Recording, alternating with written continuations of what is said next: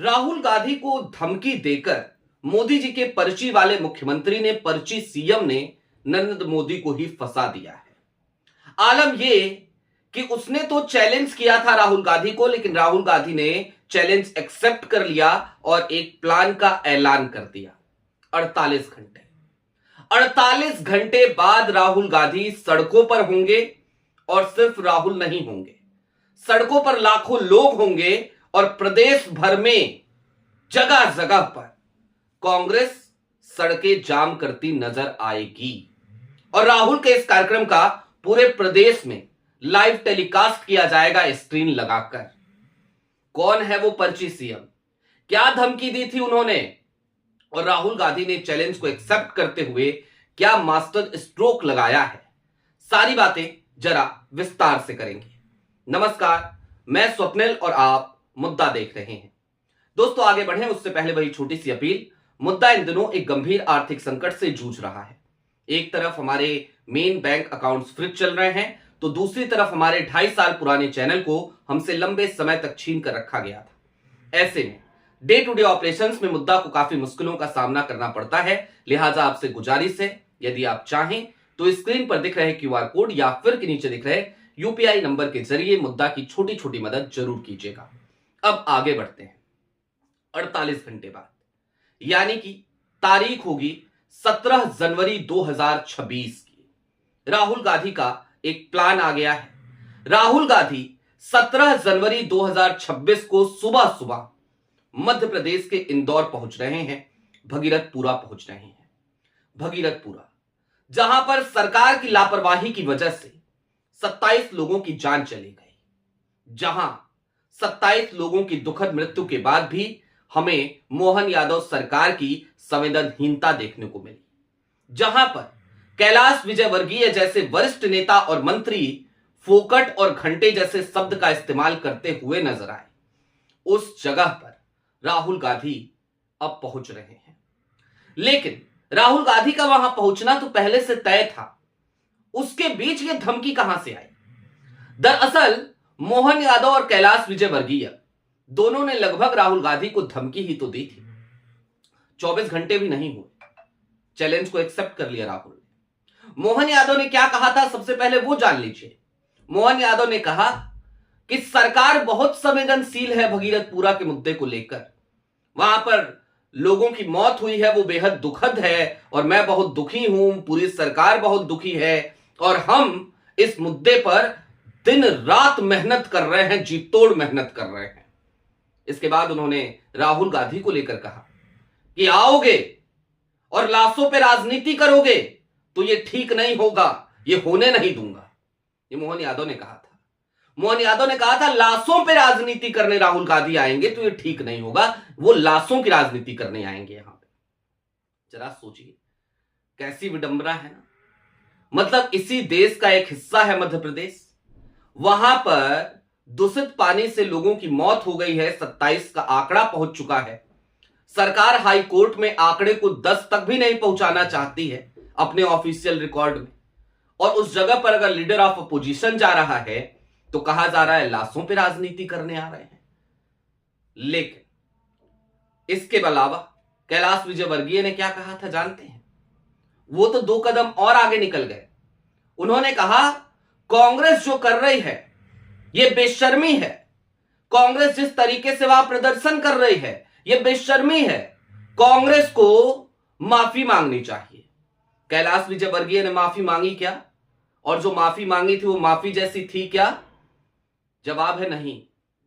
तो जिस बेशर्मी के साथ कैलाश विजयवर्गीय ने फोकट और घंटे जैसे शब्द का इस्तेमाल किया था, उसी बेशर्मी का एक बार फिर परिचय दिया कैलाश विजयवर्गीय ने।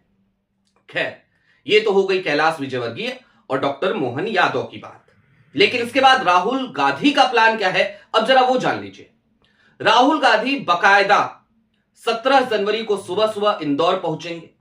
इंदौर में वो भगीरथपुरा जाएंगे, वहां पर लोगों से मुलाकात करेंगे, उसके बाद उपवास रखेंगे और फिर वहां पर वो लोगों को संबोधित भी करेंगे।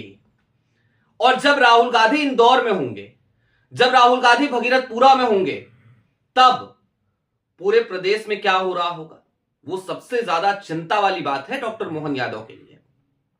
पूरे प्रदेश में यानी पूरे मध्य प्रदेश में हर जगह पर कांग्रेस के कार्यकर्ता गांधी प्रतिमा के पास पहुंच रहे होंगे। वहां पर बड़ी बड़ी स्क्रीन लगाई गई होंगी और उन स्क्रीन्स पर राहुल गांधी के इस पूरे कार्यक्रम का लाइव टेलीकास्ट किया जा रहा होगा। ये सारी तैयारियां आनन फानन में, सोचिए आनन फानन ही कहते हैं इसे, वो कांग्रेस ने कर ली। और मोदी जी कैसे फंसे, अब इस बात को भी जरा समझ लीजिए। दरअसल दोस्तों, आज की तारीख में मैं ये बात कतई और कतई तौर पर मानने को तैयार नहीं होता कि इस देश में अगर किसी प्रदेश में भारतीय जनता पार्टी की सरकार है तो वो सरकार वहां के मुख्यमंत्री चला रहे हैं ना, बिल्कुल नहीं। भाई चुनाव मोदी जी लड़ेंगे, चुनाव मोदी जी के नाम पे लड़ा जाएगा। मुख्यमंत्री कौन बनेगा, वो अब्बा डब्बा जब्बा करके पर्ची मोदी जी निकालेंगे। तो भैया मुख्यमंत्री वहां की सरकार चलाएगा या प्रधानमंत्री चलाएंगे, आप खुद सोच लीजिए। इसलिए मैं सीधे तौर पे कहता हूं कि भारतीय जनता पार्टी के शासित किसी भी राज्य में इस तरीके की कोई भी समस्या आए तो यकीन मानिए कि उसका ठीकरा मोदी जी के सर पर ही फोड़ना चाहिए। और यह काम भगीरथपुरा की इस स्थिति के बाद कांग्रेस ने बखूबी किया भी। कांग्रेस के लड़ाका प्रदेश अध्यक्ष हैं इस बार मध्य प्रदेश के जीतू पटवारी। एक समय था हम बहुत आलोचना करते थे जीतू पटवारी की, लेकिन आज की तारीख में जिस तरीके से जीतू पटवारी मध्य प्रदेश में काम कर रहे हैं, अगर कांग्रेस के पास हर राज्य में ऐसा ही प्रदेश अध्यक्ष हो जाए ना, कायाकल्प तुरंत बदल जाएगी, तुरंत बदल जाएगी। वो हाल जीतू पटवारी ने कर रखा है इस समय। जी तोड़ मेहनत, जी तोड़ मेहनत। जीतू पटवारी ने भगीरथपुरा में, इंदौर में अभी न्याय यात्रा निकाली थी और उस यात्रा के दौरान उन्होंने सीधे तौर पर प्रधानमंत्री नरेंद्र मोदी पर हमला भी किया था और उन्होंने मोदी जी का ही नाम लिया। और क्यों ना ले कोई मोदी जी का नाम। अब दोस्तों यहां पे थोड़ी देर के लिए और ठहरिए, कुछ और चीजें समझते हुए जाइए। दरअसल मध्य प्रदेश के भगीरथपुरा में दूषित पानी पीने से जिन 27 लोगों की जान गई और उसके बाद जिस तरीके से डॉक्टर मोहन यादव कह रहे हैं कि उनकी सरकार बहुत संवेदनशील है, क्या वाकई में उनकी सरकार संवेदनशील है? 27 लोगों की मौत के बाद टैंकर्स जो जा रहे थे, देश के तमाम मीडिया इदारों की रिपोर्ट्स, खास तौर पर मैं इस बात को मेंशन कर दूं कि गोदी मीडिया के पत्रकारों की रिपोर्ट भी उन टैंकर्स का फैक्ट चेक कर रहे थे, उन टैंकर्स को लाइव दिखा रहे थे और उन टैंकर्स में लगातार गंदगी थी, टैंकर्स जंग खाए हुए थे। ये तमाम तस्वीरें इस देश में घूमती रही। क्या इसे संवेदनशीलता कहते हैं? या फिर कि मौतें हो गई 27 अब तक और मध्य प्रदेश सरकार का ऑफिशियल आंकड़ा 10 पार करने को तैयार नहीं है, वो मानने को तैयार नहीं है। पहली बार तो हद ही कर दी थी जब हाईकोर्ट ने स्वतः संज्ञान लिया तो मध्य प्रदेश सरकार ने अपने जवाब में कहा 4 लोगों की मौत हुई है, जबकि उस समय तक 13 का आंकड़ा आ चुका था। 13 लोग दूषित पानी की वजह से काल के ग्रास में समा चुके थे। उसके बावजूद डॉक्टर मोहन यादव की सरकार हाईकोर्ट में जाकर बेशर्मी, थेथरई, बेहयाई के साथ ये कहती नजर आ रही थी कि ना जनाब, ना मिलाड, सिर्फ 4 लोगों की मौत हुई है, 4 का ही आंकड़ा है। अब 27 है तब भी 10 पार नहीं कर पा रहे हैं। इसे बेशर्मी नहीं कहेंगे तो क्या कहेंगे? और इसे क्या संवेदनशीलता कहेंगे? कहेंगे तो लानत है ऐसी संवेदनशीलता पर, लानत है ऐसी सरकार पर। खैर, अब जरा थोड़ी देर के लिए और ठहर लीजिए, 1-1.5 मिनट के लिए, और कुछ चीजें और समझिए। दरअसल ये कांग्रेस अब वो कांग्रेस रही नहीं। जब से मोदी जी सत्ता में आए तब से लेकर लंबे समय तक हम सबको ये लगता था कि यार कांग्रेस ना सत्ता में रहना जानती है और भारतीय जनता पार्टी विपक्ष में। और कांग्रेस विपक्ष में रह के कैसे काम किया जाता है ये उसे नहीं आता, कैसे मुद्दे उठाए जाते हैं, किस तरीके से सरकार से सवाल किए जाते हैं, ये उसे आता नहीं है। और ये बात हम क्यों कहते थे? क्योंकि हमें याद आती थी भारतीय जनता पार्टी की वो तमाम छिछोरी हरकतें, कभी सिलेंडर लेकर बैठ जाना, कभी प्याज लेकर बैठ जाना, है ना, वो तमाम चीजें याद आती थी। हमें मोदी जी के वक्तव्य याद आते थे, ये रुपया इतनी तेजी से पतला क्यों हो रहा है। हमें मोदी जी का इंटरव्यू याद आता था कि पाकिस्तान मार के चला गया और अमेरिका जाके रो रहे हैं ओबामा ओबामा। ये तमाम चीजें याद आती थी तो हमको लगता था। लेकिन आज की तारीख की कांग्रेस एक अलग कांग्रेस नजर आती है।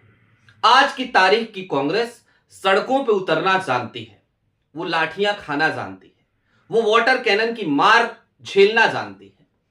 और इन सब के पीछे जाहिर सी बात है राहुल गांधी की वो ऐतिहासिक यात्राएं हैं जो उन्होंने भारत को जोड़ने के लिए करी, जो देश के कोने कोने में मोहब्बत की दुकान खोलने के लिए करी। अब दोस्तों राहुल गांधी मध्य प्रदेश पहुंच रहे हैं, लेकिन सवाल यह है कि अमित शाह साहब गांधीनगर कब पहुंचेंगे। अब यह सवाल मैं क्यों कर रहा हूं। राहुल गांधी देश के नेता प्रतिपक्ष हैं, उनको अधिकार है इस देश में ऐसी कोई भी त्रासदी हो तो वहां जा सकते हैं, लोगों के दुख दर्द को बांट सकते हैं। और यह अधिकार उन्हें इस देश की जनता ने ही तो दिया है। इस देश के अगर 30-34% लोगों ने प्रधानमंत्री नरेंद्र मोदी की सरकार को चुना है तो बाकी लोगों का प्रतिनिधित्व आज की तारीख में राहुल गांधी करते हैं बतौर नेता प्रतिपक्ष।